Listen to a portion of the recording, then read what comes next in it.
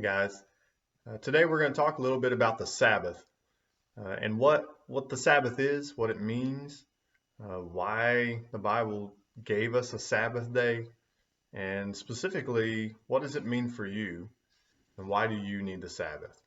So we're going to look at Mark chapter 2, verse 23 through Mark 3:6. And one of the more controversial issues for Jesus is how he acted on the Sabbath. Mostly the things that he did and his disciples did caused a lot of controversy among the Jews.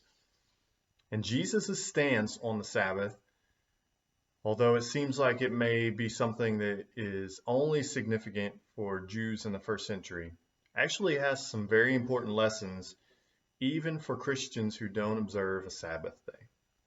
So let's read first in Mark chapter 2, verses 23 through 24. It says, "One Sabbath he was going through the grain fields, and as they made their way, his disciples began to pluck heads of grain.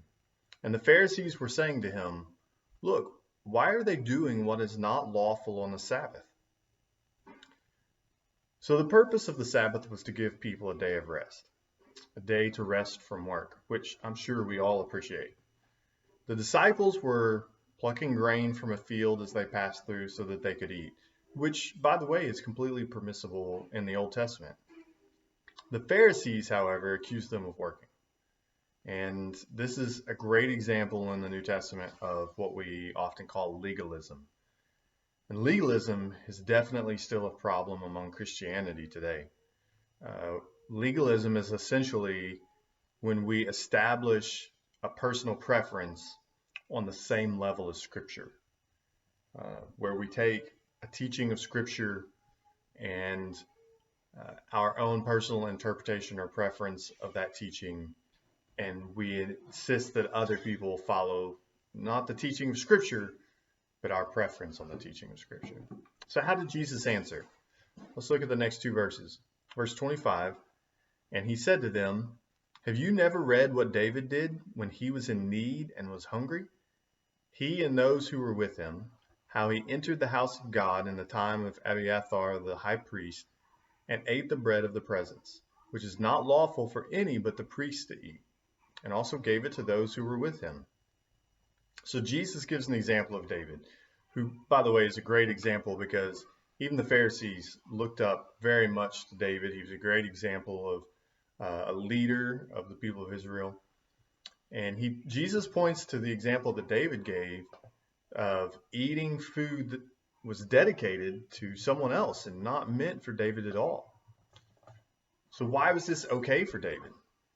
Well, the reason is because the law as a whole was given for our benefit, not for our demise, not for our destruction, not to hold us back, but to benefit us. The purpose of the law was, obviously, Paul talks about one purpose is to point us to our need for salvation and forgiveness, but another purpose of the law was to instruct us in the way that we should be living our lives. Now, this example that Jesus gives is not an example of bending Scripture to meet your own desires or preference. It's actually an example of rightly understanding Scripture. David's example accurately illustrates the point of the Sabbath. So let's look at the next couple verses. Verses 27 28 says, "And he said to them, 'The Sabbath was not made for man, but man for the Sabbath. So the Son of Man is Lord even of the Sabbath.'" You see, the Sabbath, just like the rest of the law, was given to benefit mankind, not to rule over mankind. In other words, the Sabbath was given as a blessing, not as a burden. And Jesus refers to himself in verse 28. When he says Son of Man, that's a reference to him as the Messiah. And he adds that he is the ruler of the Sabbath. He is the one that controls the Sabbath, and he is the one that has given us the Sabbath. And Jesus faced this Sabbath controversy on another occasion, which is our final set of verses, chapter 3, verses 1 through 6. I'll read all of that together. It says, "Again he entered the synagogue, and a man was there with a withered hand. And they watched Jesus to see whether he would heal him on the Sabbath, so that they might accuse him. And he said to the man with the withered hand, 'Come here.' And he said to them, Is it lawful on the Sabbath to do good or to do harm, to save life or to kill?" But they were silent. And he looked around at them with anger, grieved at their hardness of heart, and said to the man, "Stretch out your hand." He stretched it out, and his hand was restored. The Pharisees went out and immediately held counsel with the Herodians against him, how to destroy him. So what about healing a man on the Sabbath? Wouldn't that be considered work as well? Surely if plucking grain as you're passing through a field so that you can eat is work, then surely performing a miraculous healing is work. You see, the Pharisees were asking the wrong question in these situations. They were asking, is it right to work on the Sabbath? That's the wrong question. Jesus asked the right question. The right question is it right to do good on the Sabbath? And the answer is yes. There's a lot of misunderstanding about the Sabbath. Christians worship not on the Sabbath day, not on the seventh day of the week at the end.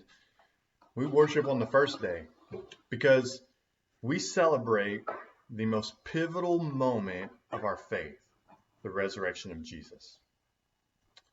The Sabbath was given to the people of Israel as a means of temporary rest. Even in the Old Testament, as God brought them into the land that they were to be given in the land of Canaan, he brought them there and told them that it was given to them as a place of rest. But the writer of Hebrews in the New Testament points out that that was not the ultimate rest that God gave to them, because he mentions that God still, in the prophets later on, after they were already in their land, in the prophets, God still told them, there's a rest for you that's coming in the future. And the writer of Hebrews points out, Jesus is that rest. You see, we don't need a Sabbath day to rest because we have Christ. Are you tired?